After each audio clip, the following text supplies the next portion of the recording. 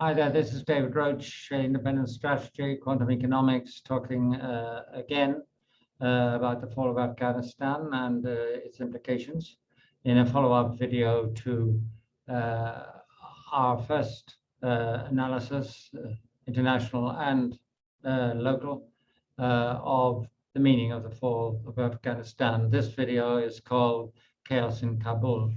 I want to actually deal with the issues which are real in terms of what is happening tragically for the people of Afghanistan, and the issues which are mythical.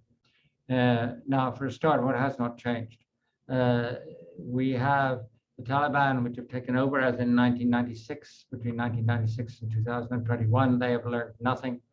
Their mouthings are just mouthings about civilized society, but they are the same crowd of uneducated thugs with guns and a deep conviction that a 500-year-old religion is the right way to organize a society, as they were back in 1996. So absolutely no change there.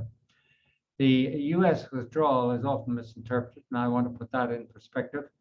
What one can find fault with is not that the US did not choose, since Obama, to pursue wars which sought to change regimes or establish civic societies in countries which were not ready or used to such changes, because that's an old trend in US foreign policy, which goes back to Obama and has continued through Donald Trump, and is a strong conviction of Biden. What is wrong with what is happening in Afghanistan is the organization of the withdrawal.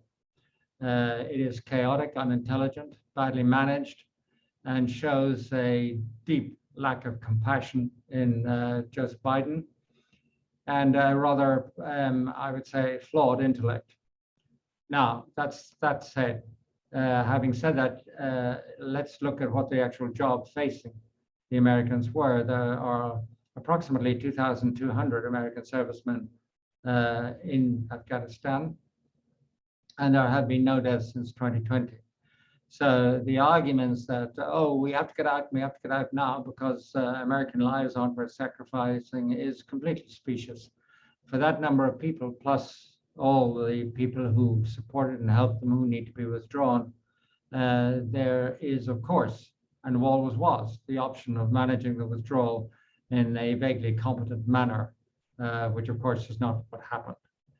So what is this going to change? Well, there are a number of things this is going to change. First of all, it is not going to undermine NATO in one way, because actually, in terms of both NATO policy and in terms of US policy in the Pacific area, in particular vis-a-vis China, the loss of credibility, which is inevitably going to stem from the chaotic withdrawal from Kabul, necessitates an even stronger stance by Biden vis-a-vis China, and it necessitates more support for NATO, and this will be reciprocated. But having said that, we have to understand that there are nevertheless consequences. For a start, NATO having been very poorly consulted about the US kind of decision to withdraw and implementation, it's not going to go back to trust America like it was before Trump. I think the building of trust has now been damaged again. It's Joe Biden said, of course, on his European trip, we're back again. Well, okay, the US may be back again, but unfortunately, this catastrophe in Afghanistan does not increase confidence among allies. It doesn't mean that the alliance is going to be thrown out the window, not at all. And it doesn't mean that the US doesn't need it. It needs it more. But damage has been done, and it will take a much longer time to rebuild. Now, about China. China has, of course, in its doctrinaire way, interpreted what happened in Kabul as a clear sign to Taiwan that the Americans will not defend it. Joe Biden also went on television in a most unfortunate interview in which he revealed his stunning ignorance of what actually is the warp and woof of American relations with Taiwan. And he said that America would, of course, defend Taiwan and Korea and Japan against any aggression from China. Now, that overstepped the mark because it was ignorant. America does not have a mutual defense agreement with Taiwan. It has what I would call an agreement which is a crafted, careful ambiguity about America's degree of support for Taiwan, which allows America at the same time to recognize only China diplomatically and not to have diplomatic relations theoretically with Taiwan. So the ambiguity, the kind of ambiguous engagement of America with Taiwan was not a defense treaty. So for Biden to lump that together with defending Japan, with whom America has a defense treaty, or Korea, with whom America has a defense treaty, clearly show that the US president is not on top of his brief, to say the least. Of course, China promptly made the most it could of saying, well, what Afghanistan shows is American lack of commitment. And when the crunch comes, America won't be there for Taipei. That is interesting. And it elicited a response from the Taiwanese president, who said we must rely on ourselves. But if Beijing really believes that Kabul is another significant chapter in what Beijing believes is the long-term decline of the United States, they should have another think about that. Because the degree of commitment of the United States to containing China, to implementing its Cold War with China in trade, exchange of intellectual information, finance, whatever you want to call it, the degree of commitment is in no way comparable to American commitment to Afghanistan, because America was already a declining power in the Middle East, which is bad enough, but it does not support any comparison with American commitment to the Pacific area, which is its prime geopolitical area of concern and is the biggest block in its strategic and military thinking. So that is important to understand what the reality there is. Now, apart from that, there are a lot of people saying that this is like 1975 in Saigon in Vietnam. Well, it's not, for a certain number of reasons. Number one, the army is not in semi-chaos and disagreement with fighting a war, which it was rapidly losing with huge losses of life, because as I pointed out in the beginning, the loss of life in Afghanistan is in total for American soldiers less than 3,000. So this is no Vietnam.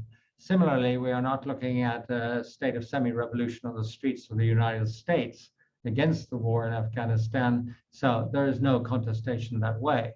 What this is a very poor implementation of an American policy not to fight wars of regime change. That is all it is.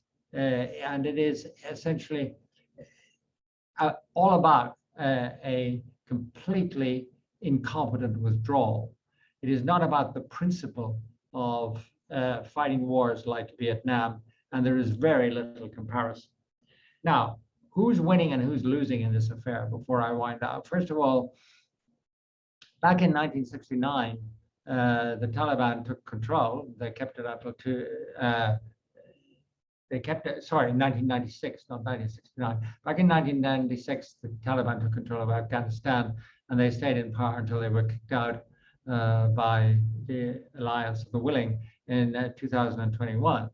Now, at that point in time, the Taliban had no friends. Of course, they got less friends as time went on, and atrocities were committed inside and, of course, in Western countries as well. But essentially, the Taliban were surrounded by, on the north, Russia, which had just lost a war against them and was nursing its wounds and very bitter and hostile. And of course, China, which at that point in time had no significant commitment to the Middle East. So taking those two big powers, the Taliban certainly didn't have anything to base solid relations on. This is totally different today. For one reason, the Russians want to be the kingmakers in their backyard of Central Europe, which essentially includes Tajikistan, Uzbekistan, Kazakhstan, and Afghanistan.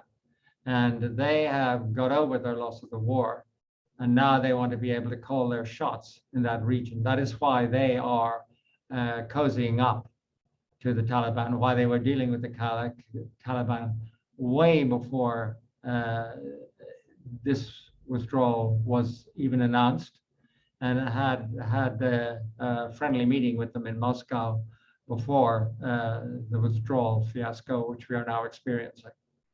So Russia is now a player and willing to recognize that the Taliban, in return, of course, for certain things, which could be related to the fact that Afghanistan produces 80% of the world's opium and heroin. And such things are used in Russia as common currency to finance its nefarious security and intelligence operations at home and abroad. China is more interesting again because China has a common border with Afghanistan, which is of course with Xinjiang in the west of China, which is home, if you can call it home, to the Uyghur Muslim population.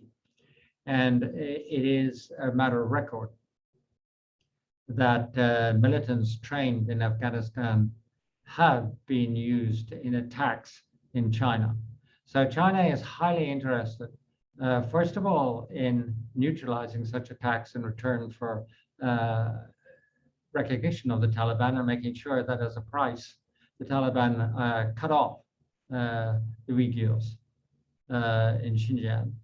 And secondly, of course, China, being quite ambitious in its own rather big way, wants to play a major role in the Middle East as a whole, and Afghanistan is a key part of that. In fact, if you go back to the Belt and Road policy of President Xi, it aims to extend its reach into Afghanistan, and with the access of the Taliban to power, it may even look to actually be able to get bases and supply lines right down from China directly into Afghanistan and right down to the Persian Gulf, which would be an interesting shift in geopolitical balance of the whole area. Now, who's losing? Well, apart from us all and the unfortunate population of Afghanistan, I'm afraid to say the United States is losing. It is basically being semi-kicked out of the Middle East, which is one of the most unstable areas of the world, made a lot more unstable by the policies of George Bush, senior and junior, and onwards from there. But if you look at the map of the Middle East, really Russia, and I would suspect behind Russia, China, will become the major world power players in the region. This means that the Syrian regime will be backed up. It means the Kurds in the north of Syria will probably be abandoned because the Americans will no longer have the credibility to support them. In Iraq, the American efforts to contain al-Qaeda's advance in what looks like a fairly reflected movement to reestablish the caliphate, that is going to be called into question because the US has lost credibility. And I can go on to the war in Yemen, to the collapsed state in Lebanon. What happens if the US loses credibility, particularly under a president who has democratic and credentials? Democratic in the sense not of the political party of the United States, but democratic in the sense of being committed to democracy and its values.